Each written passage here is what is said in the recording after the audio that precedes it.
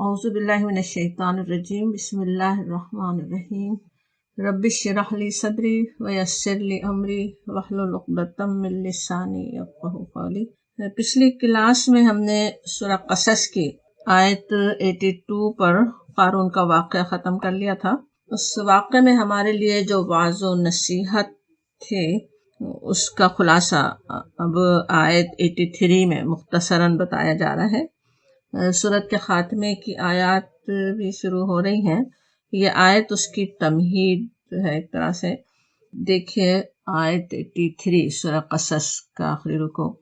तिलका दारुल आखिरतु, तिलका इशारे के लिए ये, अद्दार, दार के माने याद है घर, अद्दारुल आखिरा आखिरत का घर, नजअलुहा ना हम, जालू बनाने वाले हैं, हमने बनाया, हा उसको, हा का इशारा अद्दार की तरफ, अद्दारुल आखिरा की तरफ, हमने उसको बनाया, लिल्लदीना उन लोगों के लिए जो ला युरीदूना नहीं चाहते हैं, युरीदूना इरादा से इरादा रखते नहीं चाहते, उल्लुवन जुल्म बड़ाई, फिल अर्दी जमीन में, जो नहीं चाहते जमीन में बड़ाई, वला फसादा और न फसाद, वल आक़िबतु लिल मुत्तक़ीन और आक़िबत यानी अंजाम, लिल मुत्तक़ीन मुत्तक़ीन के लिए है। आक़िबत आखिरी अंजाम, बेहतरीन अंजाम किसके लिए है? वो जो तक़वा करने वाले हों। अब यहाँ जो कहा गया तिलका दारुल आखिरतु नजअलुहा, के ये घर, आखिरत का घर जो हम बनाने वाले हैं, हम बना देंगे उसको। अब ये क़ारून के वाक़े में बनी इसराइल के अहले इल्म यानी जो दीन का सही फहम रखने वाले थे, वो क़ारून को भी समझाते हैं कि दारे आखिरत की तलब कर, यानी अल्लाह की अता करदा नेमतों से अपनी आखिरत बनाने की कोशिश कर। पीछे आयत 77 में ये बात थी। बनी इसराइल के समझदार लोग क़ारून को समझा रहे थे, तो वो जो दारे आखिरत की बात कर रहे थे उसकी बात अब यहाँ आ रही है। क़ारून पर रश करने वालों को भी उन्होंने समझाया था, सवाबुल्लाहु खैर, अल्लाह का सवाब बेहतर है, आयत 80 में था। अब यहाँ बताया जा रहा है कि वो दारे आखिरत है किसके लिए। जिस तरह यहाँ पे कहा गया, दार नहीं बल्कि अद्दार कहा जा रहा है, खास होता ना जब अल लगा दे तो उससे समझ में आता है कि आखिरत का एक खास मकाम जो अल्लाह ताला ने अपने नेक बंदों के लिए रखा हुआ है। नजअलुहा के लफ्ज़ी माने तो वैसे होते हैं हम बनाएंगे उसको, हम बनाते हैं उसको, लेकिन यहाँ खास तौर पर जब बनाए जाने के मफ़हूम में हो तो उसलिए तर्जुमा में हम देखते हैं जैसे आता है मखसूस कर देंगे, या इंग्लिश में देखें उसका ट्रांसलेशन तो असाइन करने की बात आती है कि हम असाइन कर देंगे, हम उनके लिए खास बना देंगे। अद्दारुल आखिरत का खास घर क्या है? वो जो जन्नत का खास मकाम, वो किसके लिए मखसूस है? लिल्लदीना उन लोगों के लिए जो ला युरीदूना उलुवन फिल अर्दि वला फसादा, जो जमीन में अपनी बड़ाई नहीं चाहते, ना फसाद करना चाहते हैं। दुनिया में तकब्बुर करने वाले, अपनी बड़ाई कायम रखने के लिए फसाद करने वाले आखिरत के इस बेहतरीन मकाम को नहीं पा सकते। असल में दूसरे अल्फाज में ये बात कही जा रही है। ये सूरह क़सस शुरू ही हुई थी फिरौन के तारुफ से कि इन्ना फिरौन अला फिल अर्दि। फिरौन क्या था? उसकी सबसे बड़ी खुसूसियत क्या थी जिस पर असल बात हो रही थी सूरह क़सस में, कि वो अपनी बड़ाई करने वाला था, ज़मीन में उसने सरकशी की थी, अल्लाह की बंदगी में रहने के बजाय खुद ही खुदावंद बन बैठा था, अल्लाह के बंदों से अपनी बंदगी करवाई, जब्बार और मुतकब्बिर था। और कहा गया था इन्नहु काना मिनल मुफसिदीन, वो मुफसिद लोगों में से था। यहाँ पे वही बात आ रही है ना कि जो फसाद करने वाले हैं, जो बड़ाई करने वाले हैं, उनके लिए वो अद्दारुल आखिरा नहीं है। फिर वही करने वाला था, बड़ाई अपनी दुनिया पे कायम करने की कोशिश करने वाला और फसाद करने वाला। फसाद पर हम पिछली क्लास में खासी बात करते रहे हैं। तो फसाद का मफ़हूम बाज़ ने तो लोगों पर जुल्म करना भी लिया, और बाज़ के ख्याल में हर मासियत, अल्लाह ताला की बंदगी, उसके कवानीन की अताअत से निकल कर आदमी जो कुछ भी करता है वो फसादी है। असल में दुनिया का निज़ाम सही चलता उससे है, दुनिया में पीस कायम उससे होता है कि सारे लोग, सारे इंसान अल्लाह की बंदगी में आ जाए, और जब वो नहीं करते तो फसाद पैदा होता है। उसी फसाद की एक किस्म क़ारून के वाक़े में सामने आती है, अभी जिसका मुताला हमने ख़त्म किया। माल हराम तरीक़ों से हासिल करना اور غلط راستوں میں خرچ کرنا جو ہے وہ اصل میں فساد کی بڑی وجہ ہے۔ یہ آیت جہاں خوشخبری دے رہی ہے کہ آخرت کا گھر، آخرت میں خاص مقام اللہ تعالیٰ نے اپنے ان بندوں کے لیے تیار رکھا ہوا ہے جو اپنے دامن کو انسانوں میں پھیلی ہوئی اس بری وبا سے بچا لے جائیں۔ تکبر کتنا عام ہے نا، کبر دل میں آنا، سخت وعید بھی کہ اللہ کے بندوں کے ساتھ زیادتی کرنے اور کسی طرح کا فساد پھیلانے والے آخرت کے گھر سے محروم ہی رہنے والے ہیں۔ صحیح مسلم میں آنے والے حضرت عبداللہ بن مسعود کی روایت یاد آتی ہے، مشہور روایت۔ نبی صلی اللہ علیہ وسلم نے فرمایا کہ رائی کے دانے کے برابر جس کے دل میں کبر ہو وہ جنت میں داخل نہیں ہو سکتا۔ اللہ تعالیٰ اپنی پناہ میں رکھے۔ کہاں یہ حدیث کہ رائی کے دانے کے برابر بھی بڑائی کا، اپنی بڑائی کا کوئی احساس نہ ہو، اور کہاں انسانوں کا اپنی بڑائی دوسرے انسانوں پر قائم کرنے کے لیے اللہ کی زمین پر فساد پھیلانا کہا جا رہا ہے نہیں، ان کا مقام دار آخرت میں نہیں ہے، بلکہ عاقبت آخرت کا بہترین مقام تو متقین کے لیے ہے جو ہر معصیت سے اپنے آپ کو بچاتے ہوئے زندگی گزار جائیں۔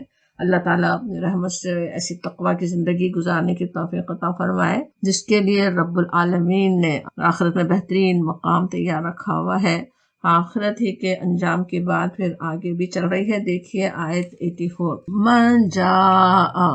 من جو شخص جو جاء آئے گا بالحسنتی حسنہ کے ساتھ، نیکیوں کے ساتھ، فلہ پس اس کے لیے خیر منہا بہتر ہے اس سے بہتر ہے، جتنی اس نے نیکی کی اس سے زیادہ بہتر اللہ تعالیٰ کے پاس اس کے لیے ہے۔ ومن جاء اور جو آئے بالسیئتی سیئہ کے ساتھ، برائی کے ساتھ، فلا پس نہیں یجزی الذین بدلہ دیا جائے گا ان لوگوں کو جو عملوا السیئات عمل کیے جنہوں نے برے، الا مگر ما کانوا یعملون جو تھے وہ عمل کرتے، انہیں سے وہی بدلہ ملے گا جو وہ عمل کرتے تھے۔ جو حسنہ لائے ان کے لیے تو ہے فلہ خیر منہا، اس سے بہتر ہے، جتنا انہوں نے کیا اس سے بہتر ہے، اور جو برائی کرے اس کے لیے ویسا ہی عمل جیسا کہ وہ کر آئے ہیں، جیسا وہ کرتے رہے ہیں۔ جاء بالحسنہ سے یہ بھی سمجھ میں آتا ہے، جاء کہا جا رہا ہے نا کہ نیکیاں کرنے کی بات نہیں ہو رہی، بلکہ جاء بالحسنتی جو آئے نیکیوں کے ساتھ، یعنی اللہ تعالیٰ کے پاس نیکیوں کے ساتھ پہنچے۔ نیکیاں کر لینا ہی نہیں بلکہ حفاظت بھی کرنا ان نیکیوں کے ساتھ اپنے رب کے پاس پہنچنا۔ یہ بھی ہوتا ہے نا کہ دیکھنے میں جو نیکیاں نظر آ رہی ہوں اس میں بھی بہت سے انسان دوسرے مقاصد کے لیے بھی کر سکتے ہیں، کہنے کو حسنات بھی ہوں، جیسے کفار مکہ تھے جو اللہ اور اس کے رسول کی اتنی مخالفت کرنے والے، وہ ایک طرف اتنی حرم کی حفاظت کر رہے ہیں، سارے حاجیوں کی میزبانی کر رہے ہیں، اور اس پر کیسا انہیں فخر ہے، دنیا میں مقام ہے ان کا بڑی نیکیوں کا، لیکن وہ کیا ہے، دنیا کے فوائد کے لیے جو انسان کر رہے ہوں، دنیا میں نام کے لیے جو کر رہے ہوں، وہ نیکی اس انسان کے ساتھ جاتی نہیں ہے، قبر تک نہیں جانے والی۔ جس نے دنیا کے لیے کی وہ تو دنیا ہی میں رہ جانے والی ہے۔ کبھی نیت میں خرابی آ سکتی ہے، کبھی نیکیاں کرنے کے بعد فخر و غرور نیکیوں کو ضائع کر سکتا ہے، نیکی کر کے کسی پر جتا دیا تو وہ نیکی برباد ہو گئی، کبھی دوسرے بڑے گناہوں میں مبتلا ہونا بھی نیکیوں کو کھا جاتا ہے، جیسے حسد اور غیبت کے بارے میں نبی صلی اللہ علیہ وسلم نے ہمیں متنبہ کیا۔ ہم جانتے ہیں کس طرح حسد نیکیوں کو کھا جاتا ہے، آپ نے فرمایا جیسے آگ لکڑیوں کو کھا جاتی ہے، غیبت نیکیوں کو مٹا دیتی ہے، بلکہ دوسری حدیث سے تو پتہ چلتا ہے جس کی غیبت کر رہے ہوں وہ ہماری نیکیاں آخرت میں لے سکتا ہے، اللہ نہ کرے ہم ان لوگوں میں ہوں۔ اللہ تعالیٰ اپنی رحمت سے ہمیں اپنی زبان کی حفاظت کی توفیق دے۔ اور کفر و شرک تو ظاہر ہے سارے ہی اعمال کو حبت کر دینے والا ہے، بالکل برباد کر دینے والا ہے۔ کفر کا شائبہ، شرک کا شائبہ اگر شامل ہو جائے اعمال میں تو وہ تو پھر نیکی نہیں رہتی، وہ تو نیکیاں سب ضائع ہو گئے، ختم ہو گئی، دنیا کے لیے جس نے نیکی کی وہ بس یہیں رہ گئی۔ اور پھر یہاں پہ جس طرح اس آیت کو دیکھیں کہا جا رہا ہے اللہ کا اپنے بندوں کے ساتھ کتنی رحمت کا معاملہ ہے، انتہائی رحمت کا معاملہ، کہ جو اس طرح صحیح سلامت نیکیوں کو لے آئے تو پھر اس کے لیے کہا جا رہا ہے فَلَهُ خَيْرٌ مِّنْهَا، اس کے لیے اس سے بہتر ہے۔ ہاں کا اشارہ اس کی نیکی کی طرف، حسنہ کی طرف، جو اس نے نیکی کی اس سے بہت بہتر ہے۔ تو سوچیں اس اپنی چھوٹی سی زندگی میں ہم نیکیاں کر ہی کتنی سکتے ہیں، پوری زندگی بھر بھی اگر انسان کرتا رہے نیکی تو وہ کتنی ہے، آخرت کہ ہمیشہ ہمیشہ کی زندگی کے مقابلے میں، ہمیشہ ہمیشہ کے انعام کے مقابلے میں تو کچھ بھی نہیں ہے، تو وہ ویسے ہی بہتر ہے اگر آخرت کا انعام مل جاتا ہے۔ اور یہاں اللہ تعالیٰ اپنا وعدہ فرما رہے ہیں اس کی رحمت کہ اس سے بہتر بدلہ وہ دینے والا ہے، کتنا بہتر دینے والا ہے۔ اس کے لیے بھی قرآن میں کئی جگہ اس بات بتائی گئی، سورۃ الانعام میں آتا ہے من جاء بالحسنۃ فلہ عشر امثالھا، کہ جو اللہ کے حضور نیکی لے کر آئے، وہاں پہ بھی وہی ہے جاء بالحسنۃ، جو نیکی لے کر آئے اللہ کے پاس، اس کے لیے تو عشر امثالھا 10 گنا اجر ہے، ایک نیکی کی اور 10 گنا تک اجر ہے اس کے لیے کہا جاتا۔ اور کہا گیا کہ دوسری جگہ سورہ یونس کی آیت 27 میں آتا ہے، یہ سورہ انعام کی آیت 160 تھی، سورہ یونس کی آیت 27 میں آتا ہے کہ للذین احسنوا الحسنی وزیادہ، جن لوگوں نے بھلائی کا طریقہ اختیار کیا ان کے لیے بھلائی ہے اور مزید فضل زیادہ بھی ہے۔ اور وہ زیادہ کی وجہ سے بہت سی تشریحات کی گئی، اللہ تعالیٰ کا دیدار، اللہ کا قرب انسان کو مل جائے، اور اس کے علاوہ بھی زیادہ اجر اللہ تعالیٰ دینے والا ہے، اپنا فضل اللہ تعالیٰ دینے والا ہے۔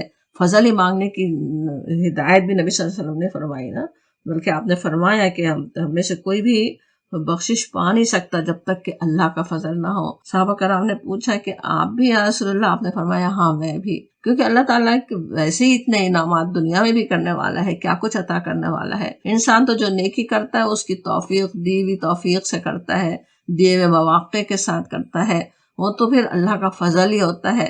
بندہ کس اچھی نیت سے کر رہا ہے اللہ تعالیٰ اسے بہت بڑا اس کا اجر اس کو دینے والا ہے، اس کو قبول فرما لیتا ہے اپنے فضل کے ساتھ۔ سورہ بقرہ کے آخر میں اللہ کی راہ میں خرچ کرنے والوں کی مثال دی گئی کہ جیسے ایک دانہ بویا جائے اس سے 7 بالیں نکلیں اور ہر بال میں 100 دانے ہوں۔ وہاں پہ کہا گیا واللہ یضاعف لمن یشاء واللہ واسع علیم، کہ اللہ تعالیٰ جس سے چاہے بہت ہی ملٹیپل یضاعف کہیں تو جسے ضرب پہ ضرب کرتے جائیں اور زیادہ بڑھا دے، ملٹیپل اجر اللہ تعالیٰ دینے والا ہے۔ واللہ واسع علیم، بہت ہی وسعت والا، علم والا بھی ہے۔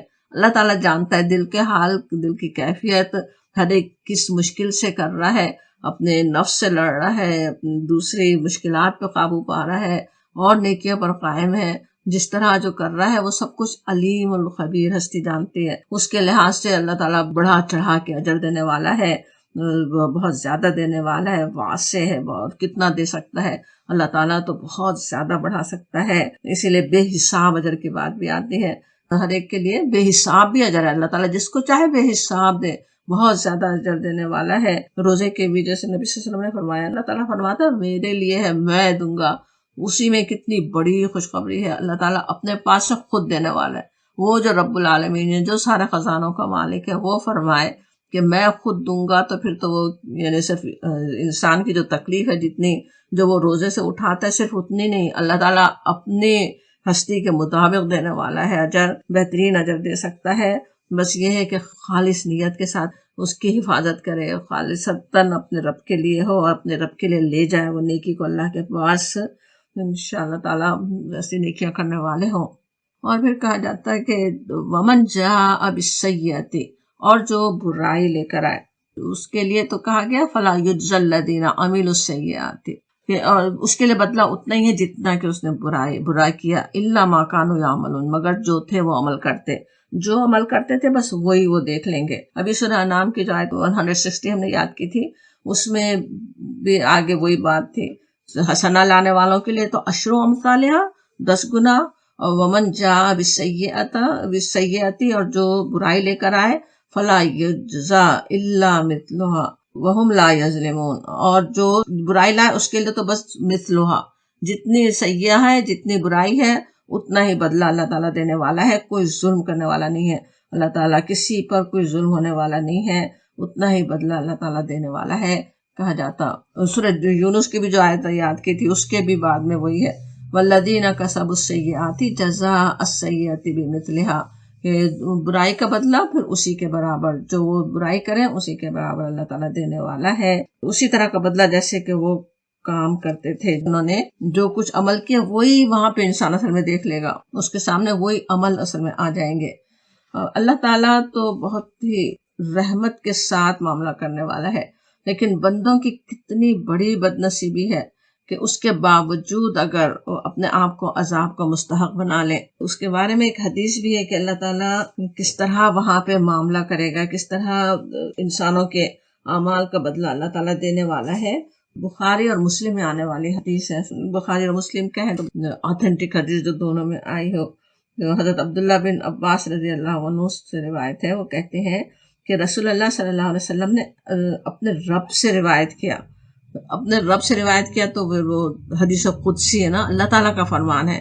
وہ اللہ تعالیٰ فرماتے ہیں کہ اللہ نیکیوں اور برائیوں کو لکھتا ہے، تو جس شخص نے کسی نیکی کرنے کی نیت کی لیکن وہ نہیں کر سکا تو اس کے نام اعمال میں وہ ایک نیکی کی حیثیت سے درج ہو جاتی ہے۔ کیا رحمت ہے اللہ تعالیٰ کی، سبحان اللہ، کہ ابھی نیکی کی بھی نہیں ہو سکتا ہے نا، نیکی کا ارادہ تو ہے لیکن موقع نہیں ملا، کر نہیں سکا، جو بھی مجبوری ہے وہ اللہ تعالیٰ جانتا ہے، لیکن نیکی تو لکھ لی گئی۔ وہ ایک نیکی کا تو ویسے ہی صرف نیت کرنے پر ہی ثواب مل گیا، اور اگر اس نے ایک نیک کام کرنے کی نیت کی اور اسے کر ڈالا تو وہ ایک نیکی اللہ کے نزدیک 10 نیکیاں لکھی جاتی ہیں، بلکہ 700 گنا نیکیاں لکھی جاتی ہیں، بلکہ اس سے بھی زیادہ، اتنا زیادہ بڑھا چڑھا کے اللہ تعالیٰ اس کا اجر دے سکتا ہے۔ وہ اسی کے مطابق ہوگا، جیسی نیت تھی، جیسی کوشش تھی، جو مشکلات اس نے اٹھائیں، وہ اللہ تعالیٰ جاننے والا ہے۔ اسی لحاظ سے نیکیاں 10 گنا بڑھ سکتی ہیں، 700 گنا بڑھ سکتی ہیں، بلکہ اس سے بھی زیادہ بڑھ سکتی ہیں۔ اور اگر کسی نے ایک برائی کرنے کا ارادہ کیا پھر اس نے نہیں کیا تو اس کے نام اعمال میں یہ ایک مکمل نیکی کی حیثیت سے لکھی جاتی ہے۔ یہاں اب الٹا معاملہ ہے، برائی کرنے کا ارادہ کرنے سے برائی نہیں لکھی جاتی، لیکن ارادہ کیا، نفس نے ترغیب دی، شیطان نے ترغیب دی، ارادہ ہو بھی گیا لیکن پھر اس نے نہیں کی تو وہ بھی نیکی ہو جائے گی، وہ نیکی لکھی جائے گی۔ اور اگر برائی کی نیت کی اور اسے کر ڈالا تو اللہ اس کے نام اعمال میں ایک ہی برائی لکھتا ہے، یا اگر توبہ کر لی تو اس کو مٹا دیتا ہے۔ وہ نیکی مٹ بھی سکتی ہے پھر کہ وہ اس کے مٹا دے، اور برباد ہونے والا ہی اللہ کے ہاں برباد ہوگا۔ وَلَا يَحْلِكُ عَلَى اللَّهِ إِلَّا حَالِكٌ، کتنے وہ صحیح بات ہے آخر میں کہ خود ہی جو اپنے آپ ہی کو ہلاکت میں ڈالے وہی وہاں ہلاک ہونے والا ہے۔ اللہ تعالیٰ تو اپنی رحمت سے بندوں کو بخشنے والا ہے، بہت زیادہ سے زیادہ بڑھا چڑھا کر ہی اجر دینے والا ہے۔ سیئہ کی بات بھی یہاں پہ وہی ہے نا، جاء بالسیئہ، جو برائی وہاں لے کر آیا، جس نے توبہ ہی نہیں کی، جس نے اپنے گناہ دوسری نیکیوں سے مٹا نہیں دے۔ جو چھوٹے موٹے گناہ ہیں وہ تو کتنی نیکیوں سے مٹ بھی جاتے ہیں، ہر نماز کے درمیان کے گناہ چھوٹے، ہر رمضان سے رمضان تک کے گناہ، حج سے تو پورے پچھلے گناہ، نیکیاں اس طرح گناہوں کو مٹاتی بھی رہتی ہیں۔ جو بڑے گناہ ہیں، گناہ کبیرہ ہیں، ان کے لیے الگ سے خاص توبہ کرنے کی ضرورت ہے، لیکن کتنی ایسی غلطیاں ہیں جن کا ہمیں شعور بھی نہیں ہوتا، ہوتی بھی رہتی ہیں، لیکن جب نیکیاں انسان کرتا ہے تو وہ گناہ مٹتے چلے جاتے ہیں۔ تو جو اس طرح سے نہیں مٹائے توبہ کر کے یا نیکیاں کر کے، بلکہ آئے وہاں پہ برائی کے ساتھ، تب بھی اتنا ہی بدلہ ہے جتنا کہ انہوں نے کیا وہی وہاں پہ دیکھیں گے۔ اتنی اللہ کی رحمت کے ساتھ پھر ہمیں سوچنے کی ضرورت ہے وہاں پھر محروم رہنے والوں میں انشاءاللہ ہم نہ شامل ہوں۔ اللہ تعالیٰ اپنی رحمت سے نیکیوں میں آگے بڑھنے، اپنے گناہوں کو، اپنی غلطیوں کو مٹا لینے کی توفیق عطا فرمائے۔ اور پھر اگلی آیت دیکھیں، آیت 85، ان الذی، بے شک وہ جو، فردا فرض کیا اس نے، علیک القرآن، علیک جو ہے کار واحد کے صیغے میں، تجھ پر، کا کہیں تو پھر واحد کے صیغے میں جب خطاب ہو تو ہم سمجھتے رہے نبی صلی اللہ علیہ وسلم سے سمجھا جاتا، خطاب نبی صلی اللہ علیہ وسلم سے ہوتا ہے، لیکن وہ بھی کئی طرح سے ہوتا ہے، کبھی خاص سے نبی صلی اللہ علیہ وسلم ہی کے لیے، کبھی آپ کے ذریعے ہر ایک انسان سے بھی، ہم میں سے بھی ہر ایک سے جیسے کہا جا رہا ہو۔ یہاں جو بات ہے وہ بھی ہم میں سے ہر ایک کے لیے بھی ہو سکتی، لیکن خاص نبی صلی اللہ علیہ وسلم کے لیے بھی ہے۔ علیک القرآن، آپ پر جو ہم نے فرض کیا قرآن کو، لرادکا، لرادکا کیا ہے، ردہ سے، ردہ کے معنی ہوتے ہیں رے دال دال، جیسے پھیرنا، لوٹانا، تو تجھ کو، اور لام زبر جو ہے شروع میں ایمفیسس کے لیے، بہت ہی بتانے کے لیے کہ ضرور یہ ہونے والا ہے. رات دا جس طرح آ رہا ہے اس میں بھی ایمفیسس ہے نا، کہ ضرور ضرور جیسے پھیرنے والا ہے آپ کو اللہ تعالیٰ الا طرف معاد. معاد کے معنی کافی سمجھنے والے ہیں، ویسے تو عین واو دال سے ہے. عود کے معنی واپس پلٹنے کے ہوتے ہیں، آدھا دوبارہ کرنے کو کہتے ہیں. معاد کہیں تو پلٹنے کی جگہ. یہاں پہ اس کے اور بھی کئی معنی سمجھے گئے. معاد کی طرف اللہ تعالیٰ آپ کو ضرور پھیر دے گا کہا جا رہا ہے. قل کہہ دو ربی میرا رب. یہ بھی قل کا خطاب بھی نبی صلی اللہ علیہ وسلم سے ہے، یا پھر ہم سے بھی، کہ آپ کہہ دیں ربی میرا رب عالم زیادہ جانتا ہے. الف زبر آ سے بات شروع ہو رہی ہے نا، عالم کہیں تو یہاں پہ الف زبر آ کس کا ہے؟ تفضیل کا، کہ زیادہ جاننے والا ہے. من جاء جو آیا بالہدا ہدایت کے ساتھ، ومن اور جو ہوا وہ فی دلال مبین وہ جو سری گمراہی میں ہے. اللہ تعالیٰ خوب جاننے والا ہے کہ کون ہے جو ہدایت کے ساتھ آیا ہے اور کون ہے جو گمراہی پر ہے. نبی صلی اللہ علیہ وسلم کو گمراہ کہہ رہے تھے نا کفار، ایمان لانے والوں کو کہہ رہے ہیں کہ دین سے پھر گئے ہیں. اور یہاں بتایا جاتا ہے کہ اللہ تعالیٰ خوب جانتا ہے کون ہے ہدایت پہ. ظاہر ہے نبی صلی اللہ علیہ وسلم وہاں پر ایمان لانے والے ہدایت پر ہیں، اور وہ جو کھلی گمراہی میں ہیں، جو اپنے پرانے مذہب کو، اپنے خود بنائے ہوئے مشرکانہ مذہب کو پکڑے ہوئے ہیں، وہ سب اللہ تعالیٰ خوب جاننے والا ہے. اور یہ بات کہنا کہ اللہ تعالیٰ خوب جاننے والا ہے کہ کون ہے راہ راست پر، کس طرح کسی بھی بحث کو کیسے ختم کر دینے والی بات ہے، بجائے اس کے کہ میں صحیح ہوں تم غلط، ہے کہ بات ہی باقی نہیں رہتی. ہر انسان خود اپنا سوچ لے کہ اللہ کے پاس جب میں پہنچوں گا تو کیا اللہ تعالیٰ کی نظر میں بھی میں صحیح ہوں گا، کیا میں ہدایت پر ہوں گا یا میں غلطی پر ہوں گا. ہر ایک اپنی فکر میں لگ جائے، ہر ایک اپنی فکر کرے کہ میں صحیح ہوں کہ نہیں ہوں. فرقے بازیاں ہوں، کتنے اختلافات آپس کے ہوں، ان سب میں بھی یہی بات ہے کہ میں ہدایت پر خود قائم رہوں، اللہ تعالیٰ کی نظر میں میں اصل ہدایت پر قائم رہوں، اس کی فکر ہونی چاہیے. ایسا نہ ہو کہ وہ دلال مبین میں کہیں مبتلا ہو جائے. اب یہاں پہ جو کہا جا رہا ہے، پہلی بات جو ہو رہی ہے کہ ان الذی، وہ جس نے علیک فردا علیک القرآن، جس نے فرض کیا قرآن کو تم پر، یعنی اس کے احکام پر عمل اور اس کو اللہ کے بندوں تک پہنچانا، اس کی تعلیم دینا، اس کی ہدایت اور احکامات کے مطابق دنیا کی اصلاح کرنے کی جو ذمہ داری اللہ تعالیٰ نے آپ پر ڈالی ہے، وہ نبی صلی اللہ علیہ وسلم کے لیے فرض تھی کہ وہ کام کرنا ہی تھا، اور ہم پر بھی اسی طرح فرض ہے.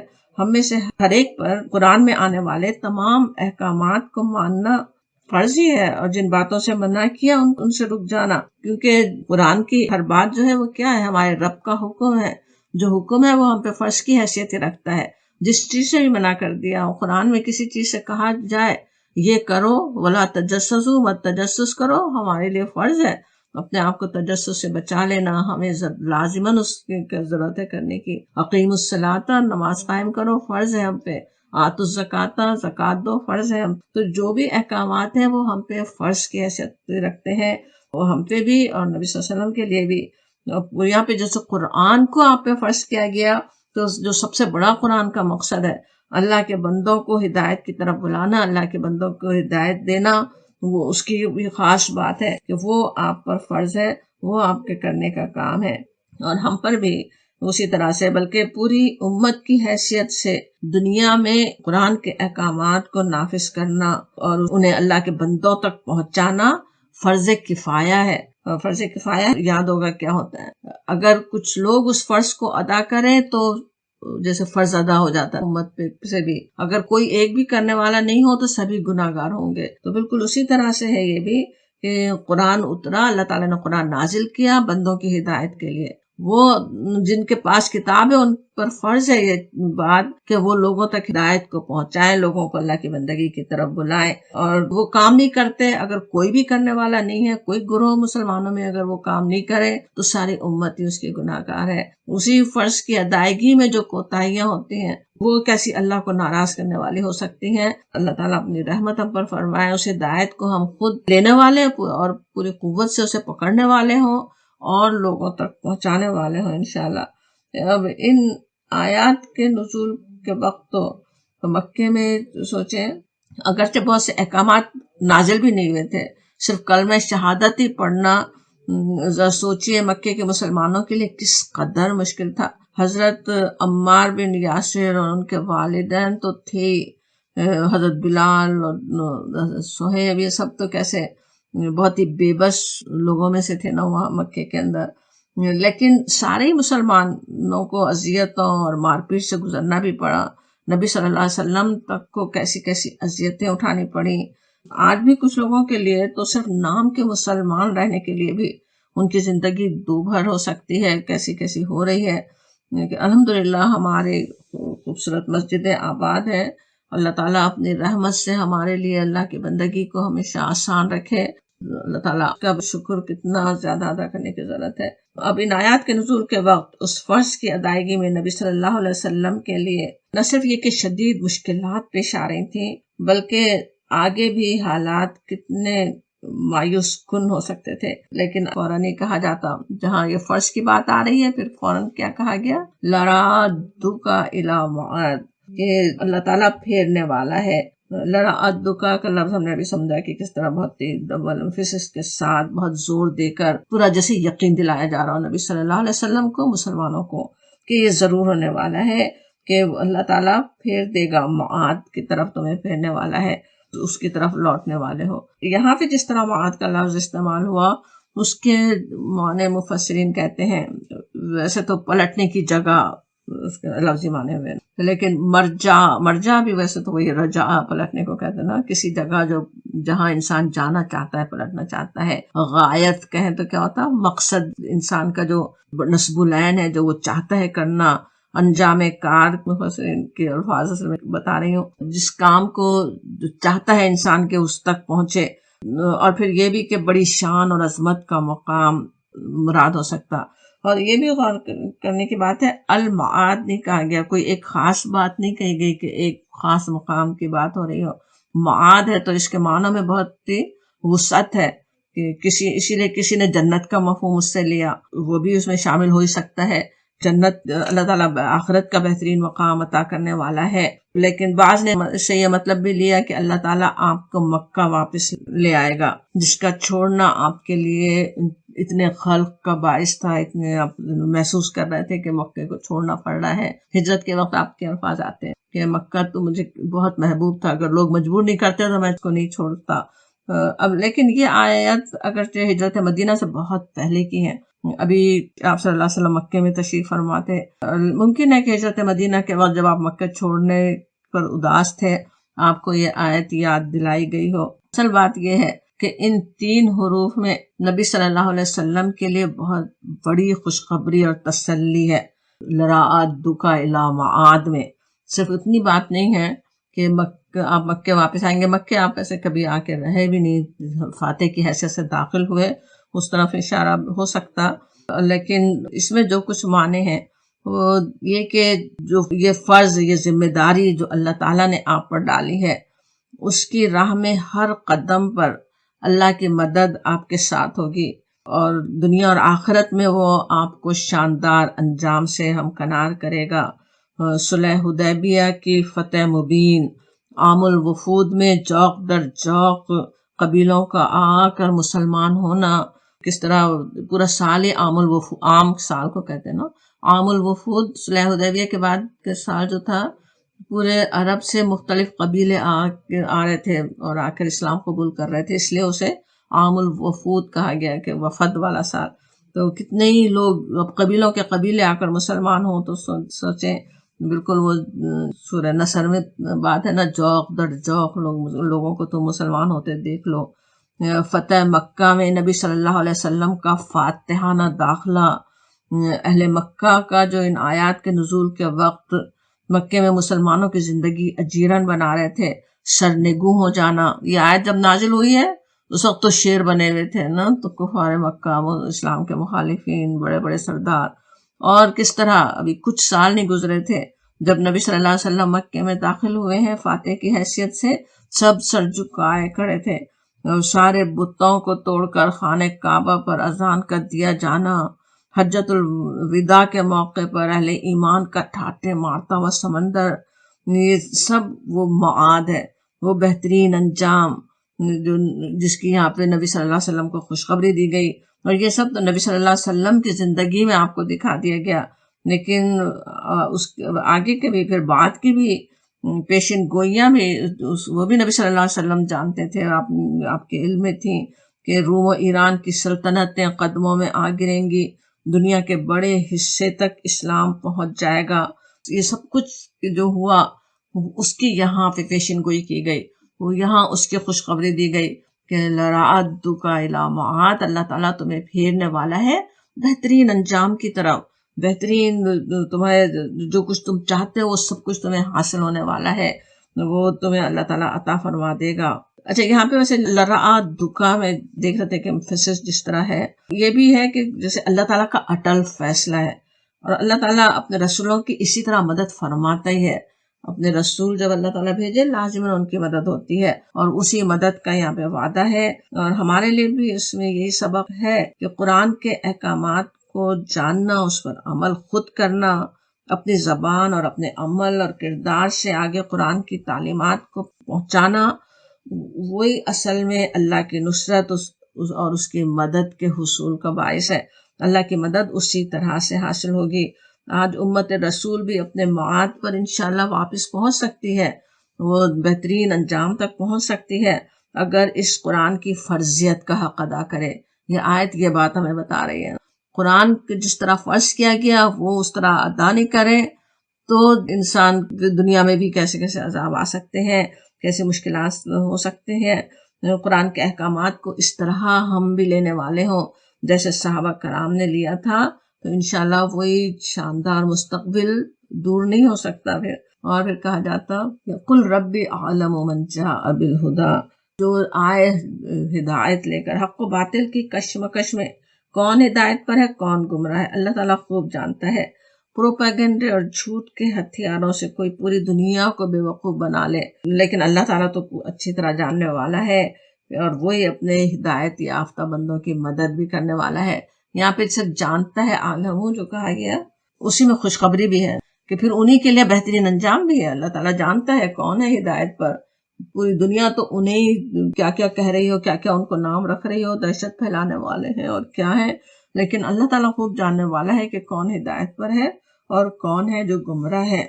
اور پھر کہا گیا وما کنتا، اور نہیں تھا تو ترجو رجا سے، رجا امید کو کہتے ہیں نا، ترجو امیدوار، تو آپ امید رکھنے والے نہیں تھے. یلقا، یہ کہ یلقا القا کیا جائے گا، نازل کیا جائے گا، الیکا آپ کی طرف، الیکا الکتاب آپ کی طرف کتاب، یعنی آپ تو امید نہیں رکھ رہے تھے، آپ امیدوار نہیں تھے، بلکہ یہ کیا ہے الا رحمتا من ربک، یہ آپ کے رب کی رحمت ہے. فلا پس نہیں، تکونن نہ آپ ہو جائیں ظہیرا للکافرین، ظہیر مددگار کو کہتے ہیں، تو مددگار نہ ہو جائیں کافروں کے، آپ کافروں کے مددگار نہ ہو جائیں کہا جا رہا ہے. سوچے اس کتاب کا جو نزول تھا اس وقت نبی صلی اللہ علیہ وسلم کی زندگی ظاہر میں تو کیا سے کیا ہو گئی تھی. کہاں تو آپ صلی اللہ علیہ وسلم بالکل سادہ پرامن زندگی، جہاں آپ صلی اللہ علیہ وسلم سب کے ساتھ نیک سلوک کرنے والے، سب لوگ آپ سے راضی اور خوش، قوم میں باعزت مقام ملا ہوا تھا. اور کہاں اب ساری قوم کی مخالفت، طرح طرح کے الزامات کا سامنا کرنا پڑ رہا تھا، مشکلات ہی مشکلات سامنے نظر آ رہی تھیں. لیکن یہاں وہ بات بتائی جا رہی جو انسانی نظر اس وقت دیکھ نہیں سکتی تھی کہ ان یلقا الیک الکتاب الا رحمتا من ربک، کہ کتاب تم اللہ کی رحمت ہے، آپ کے رب کی رحمت ہے. اور یہ بات بھی جو کہی گئی کہ آپ امید نہیں رکھتے تھے، آپ اس کے کوئی امیدوار نہیں تھے، جس طرح حضرت موسیٰ علیہ السلام کے واقعے میں ہم پچھلی صورتوں میں بھی اور سورت کی شروع میں دیکھ چکے ہیں کہ صحرا سے گزرتے ہوئے ایک لمحے پہلے تک آپ کو کوئی خبر نہیں تھی کہ نبی بنائے جانے والے ہیں، رسالت دی جانے والی ہے. وہ تو بس آنکھ کا انگارہ لینے کے لیے، کچھ راستے کی خبر لینے کے لیے روشنی کی طرف جاتے ہیں. بالکل اسی طرح نبی صلی اللہ علیہ وسلم بھی غار حرا میں فرشتے کے آنے تک نبوت اور رسالت ہر چیز سے بالکل بے خبر تھے. امیدوار ہونا تو دور کی بات، احادیث میں پہلی وحی کے نزول کے بعد کی جو کیفیت آتی ہے وہ کس طرح اسے یاد کریں. آپ صلی اللہ علیہ وسلم حیران اور خوف زدہ گھر پہنچتے ہیں. حضرت خدیجہ سے چادر اڑانے کے لیے کہتے ہیں. حضرت خدیجہ سے جو بات ہوئی اور ان کے عیسائی بن جانے والے جو عزیز ورقہ بن نوفل جو کچھ کہتے ہیں، ان سب سے صاف پتہ چلتا ہے کہ جو کچھ کام نبی بننے کے بعد آپ نے کیے اس کا کوئی پلان پہلے سے بنانا، تیاری کرنا، اللہ سے نبوت مانگنا تو دور کی بات ہے. آپ کے شان گمان میں بھی یہ بات نہیں تھی.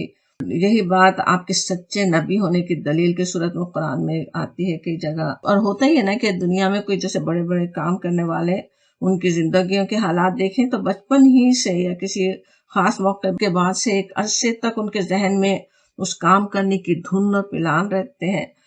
اور مکے کی اس چھوٹی سی بستی میں اتنے قریب رہنے والے، بلکہ نبی صلی اللہ علیہ وسلم کے انتہائی قریب رہنے والے حضرت خدیجہ، زید بن حارثہ، حضرت علی، حضرت ابوبکر رضی اللہ عنہم نے کبھی وہ باتیں نہیں سنی تھی جو نبوت کے بعد آپ نے کی. سورہ یونس میں کہا گیا قُلْ لَوْ شَاءَ اللَّهُ مَا تَلَوْتُهُ عَلَيْكُمْ وَلَا أَدْرَاكُمْ بِهِ. ان سے کہو اگر اللہ نہ چاہتا تو میں کبھی یہ قرآن تمہیں نہ سناتا، بلکہ اس کی خبر تک تم کو نہ دیتا. سورہ شورى میں بھی اسی طرح کی بات ہے. اے نبی آپ جانتے تک نہ تھے کہ کتاب کیا ہوتی ہے، ایمان کیا ہوتا ہے، مگر ہم نے اس وحی کو ایک نور بنا دیا جس سے ہم رہنمائی کرتے ہیں اپنے بندوں میں سے جس کی چاہتے ہیں. یہ تو اللہ تعالیٰ کی عطا ہے، اللہ کی رحمت ہے. رحمت من ربک ہے جو آپ کو عطا کی گئی، وہ بتایا جا رہا ہے.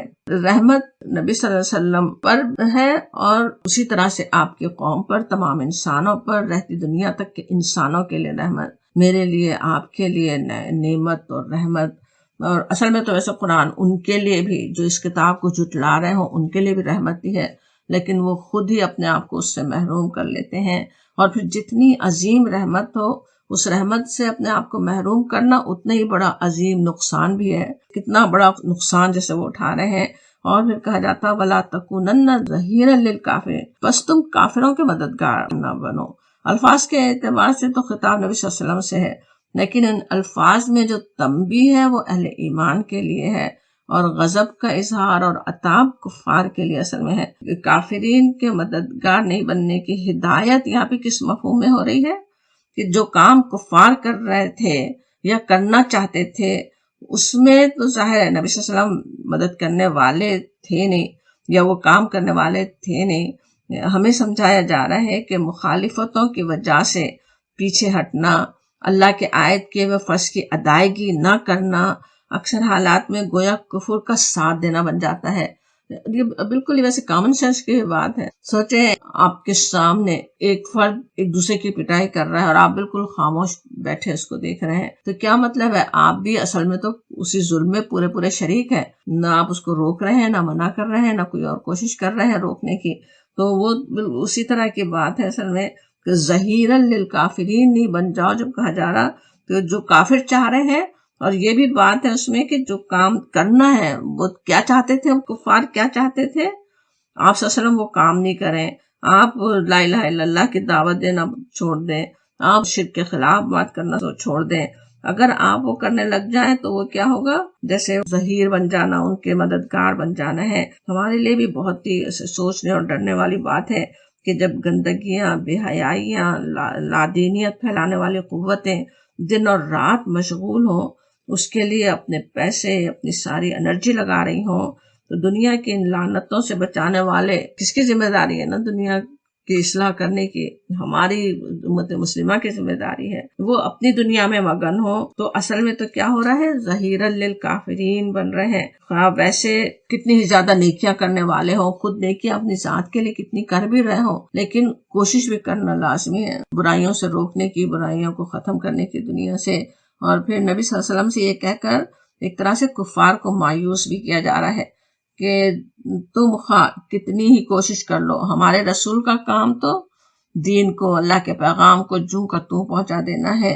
وہ نہ اس میں کوئی کمی بیشی کرنے والا ہے، نہ کوئی کمپرومائز کرنے والا ہے. اور یہ کہ تمہاری خوشی کی خاطر دین کو تبدیل نہیں کرنے والا. تو اس بات سے بالکل مایوس ہو جائیں. اصل میں یہ بات بھی ہے ان کے سامنے جب کہا جا رہا ہو وَلَا تَكُونَنَّ ظَهِيرًا لِلْكَافِرِينَ، آپ مت ہو جائے کافرین کے مددگار. تو کیا مطلب ہے؟ نبی صلی اللہ علیہ وسلم تو پھر نہیں بننے والے ہیں، تمہارے مطلب پورا نہیں ہونے والا ہے، تم اپنا مطلب نبی صلی اللہ علیہ وسلم سے نہیں نکال سکتے. یہ جیسے ان کو جتا دیا گیا، ان کو بتا دیا گیا. ایک اور نقطہ بھی علماء نے اس سے لیا اس آیت سے کہ جب کوئی ذمہ داری، کوئی منصب اس کی خواہش کے بغیر عطا کیا جاتا ہے تو اللہ کی مدد اور رحمت اس کا ساتھ دیتی ہے. اگر جس طرح یہاں ہے نا کہ آپ امیدوار نہیں تھے اس نبوت کے، اللہ کی مدد آپ کے ساتھ ہے، لیکن کوئی خود سے چاہے کوئی ذمہ داری خود اپنے اوپر ڈالے تو پھر ڈر ہوتا ہے. اللہ تعالیٰ اس کے حوالے کر دے کہ اب تم اپنی ذمہ داری خود سنبھالو. اور پھر کہا جاتا آیت 87 دیکھیں، ولا اور نہیں یسدنک اور نہ وہ روکیں تجھ کو، سدا سے سواد ڈال اس معنی روکنا، رکاوٹ بننا، اور نہ روکیں تجھ کو ان آیات اللہ، ان آیات اللہ اللہ کی آیات سے، بعد اس کے اذ جب انزلت الیک نازل کی گئی تیری طرف، جو آیات اللہ کی تیری طرف نازل کی گئی اس کے بعد وہ تمہیں روکنے نہ پائیں اس کے پر عمل کرنے سے. ودعو اور پکارو، دعوت دو، دعوت کرو، الی ربک اپنے رب کو، ودعو اور پکارو الی ربک اپنے رب کو، ولا تکونن اور نہ تم ہو جاؤ من المشرکین مشرکین میں سے. یہاں کس طرح اللہ تعالیٰ کا غضب نظر آ رہا ہے اور کہ ولا تکونن ظہیرا للکافرین. اب کہا جاتا ولا تکونن من المشرکین، لیکن یہ سارا اپنے نبی کو سنا کر اصل میں تو انہیں تنبیہ کی جا رہی ہے کفار کو. ایک طرح سے یہاں پیچھے جو بات تھی اسی کی اصل میں آگے اور یہ وضاحت ہو رہی، ولا یسدنک کہہ کر تاکید آ رہی ہے. اللہ کی آیات سے روکنے کی کوشش کیا ہوتی ہے؟ اللہ کے حکم پر عمل سے روکنے کی کوشش. نبی صلی اللہ علیہ وسلم سے خطاب ہو رہا ہے کہ تو سوچیں کہ جو کام آپ صلی اللہ علیہ وسلم کر رہے تھے، اللہ کے بندوں کو ایک الہ کی بندگی میں لانے کا کام، اس سے روکنے کی کوشش جو لوگ کر رہے تھے، اور وہ کوشش کئی طرح سے ہو سکتی ہے. کبھی اپنی محبتوں کا واسطہ دے کر مینیپولیٹ کریں، کبھی مذاق اڑا کر، کبھی لالچ دے کر، کبھی مخالفتوں سے زندگی دوبھر کر کے. یہ ساری ہتھیار استعمال کیے گئے تھے نا آپ کو روکنے کے لیے، اور یہ ہو ہی سکتے ہیں دین سے روکنے کے لیے. یہ سب تو ہو گئی، مگر آپ کے لیے کیا ہدایت ہے؟ نبی صلی اللہ علیہ وسلم کو کیا ہدایت ہے؟ ہمارے لیے کیا ہدایت ہے؟ یہ فلا یسدنک کہ وہ تمہیں روکنے نہ پائیں اس سے، ان آیات اللہ اللہ کی آیات سے نہ روکنے پائیں. اللہ کے دیے ہوئے احکامات اللہ نے تم پر واضح کر دیے. اس انزلت الیک اللہ نے جب نازل کر دیے احکامات تو اب تمہارا کام کیا ہے؟ تم تو ایک اللہ کو پکارو، اپنے رب کی طرف دعوت دو. ودعو الی ربک پکارو اپنے رب کی طرف. یہ بھی اصل معنی ہے اس کے نا کہ اللہ کے بندوں کو اللہ کی طرف بلاؤ، اللہ کی طرف پکارو، اپنے رب کی بندگی کی طرف دعوت دو. اس دعوت کو جو قبول کر لے پھر ساری برائیاں خود ہی دور ہوتی چلی جائیں. اللہ کے بندوں کو ان کے رب سے جوڑ دیں. یعنی جب اللہ تعالیٰ نے کتاب نازل کر دی، اپنے احکامات تم تک پہنچانے کا انتظام کر دیا، تو اب اس کتاب کا تم پر حق ہے. یہ کوئی دنیا کی طاقت کسی بھی طرح تمہیں اس سے روکنے نہ پائے. پھر یہ ہدایت کے فلا تکونن من المشرکین نبی صلی اللہ علیہ وسلم سے جو خطاب ہے. اچھا اس میں سے ایک بات یہ بھی ہے کہ جو جس طرح کہا جا رہا ہے کہ بلاؤ اپنے رب کی طرف، انسانوں کی اصلاح کا اصل طریقہ اصل میں یہی ہے. اسی لیے مکے کے 13 سالوں میں اصل دعوت لا الہ الا اللہ کی دعوتی تھی. سود حرام کرنے، شراب پر پابندی کی بات نہیں کی گئی، زنا کی سزا مقرر نہیں ہوئی. معاشرتی احکامات بھی مدینہ جانے کے بھی کچھ سالوں بعد آئے. اصل پہلی چیز کیا ہے؟ رب کی پہچان. جب اس کی قدرتوں کو اگر انسان پہچان لے، اس کی بے پایہ نعمتوں کا احساس ہو، تو انسان کا جیسے دل خود ہی جھک جائے، اپنے رب کی اطاعت آسان ہو جائے، اسے ناراض کرنے والی ہر بات سے خود ہی نفرت ہو جائے. تو رب سے جوڑنے کا کام اصل کرنے کی ضرورت ہے ہر ایک کی اصلاح کے لیے.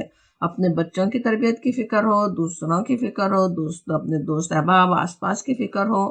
اس میں ایک ایک بات کرنا، سوچیں جیسے یہاں کے بھی معاشرے کی اصلاح کے لیے کام کرنا ہو. اب ایک چھوٹی چھوٹی باتیں کہ یہ بات غلط، وہ شراب پینا حرام اور وہ حرام، وہ بات کہنے سے اصلاح نہیں ہوتی. اصل پہلی بات کیا ہے؟ رب کی پہچان کروانا. وہ رب جس نے تم پہ اتنی نعمتیں کی، وہ رب جو پیدا کرنے والا ہے، وہ رب جس کے پاس تمہیں جانا ہے، اس رب کی طرف لوگوں کو بلاؤ، وہ کہا جاتا۔ اور پھر ہدایت، فلا تکونن من المشرکین، نبی صلی اللہ علیہ وسلم سے خطاب جو تاکید آپ کو ہو رہی تھی، اس کے ساتھ یہ بات کہ مشرکین میں سے مت ہو جاؤ بہت ہی معنی خیز ہے۔ اسلام کے مخالفین چاہتے تھے کہ آپ صلی اللہ علیہ وسلم کو اس کام سے روک دیں، اور آپ کا رب یہ چاہتا ہے کہ آپ اس کے بندوں کو اس کی طرف بلائیں۔ اب اگر اپنے رب کے حکم کے آگے ہر حال میں تسلیم خم کرنے کے بجائے مخالفین کی خواہش پوری کر دیتے ہو، وہ جس کام سے تمہیں روکنا چاہتے ہیں تم رک جاتے ہو، تو ایسا ہے گویا اللہ کے ساتھ شرک کر رہے ہو۔ اب یہ بات بھی ظاہر ہے، نبی صلی اللہ علیہ وسلم تو یہ کام کرنے والے نہیں تھے، آپ کبھی رکے نہیں، آپ نے کبھی اپنا کام چھوڑا نہیں، اس کام میں کوئی کمی آپ نے نہیں کی۔ لیکن ہمارے سمجھنے کی بات ہے کہ اللہ کا ایک حکم ہمارے لیے ہے، اللہ کی مخلوق میں سے کوئی بھی ہمیں اس سے روکنے کی کوشش کرتا ہے، ہم اس کی مان لیتے ہیں، تو کس چیز کا خطرہ ہے؟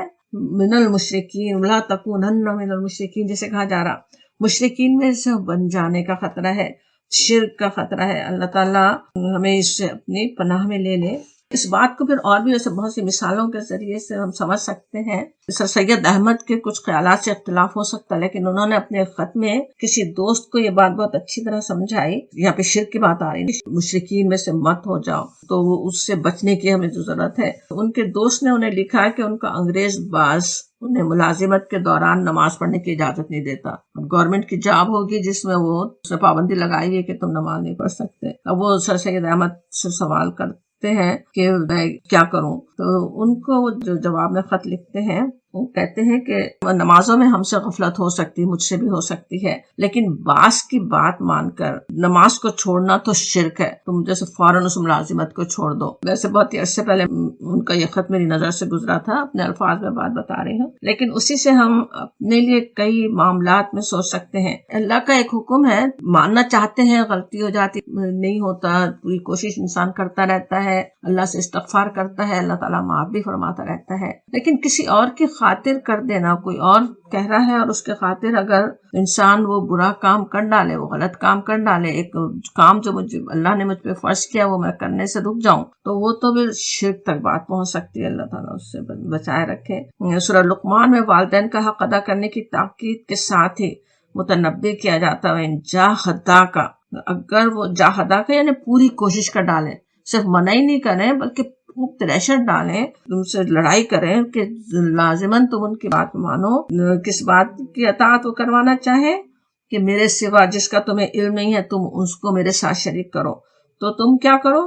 فلا تطعہما، اللہ تعالیٰ کی طرف سے صاف ہدایت آتی کہ ان کی اطاعت نہ کر، ان کی بات ہرگز نہ مانو، جیسے کہا جا رہا ہو۔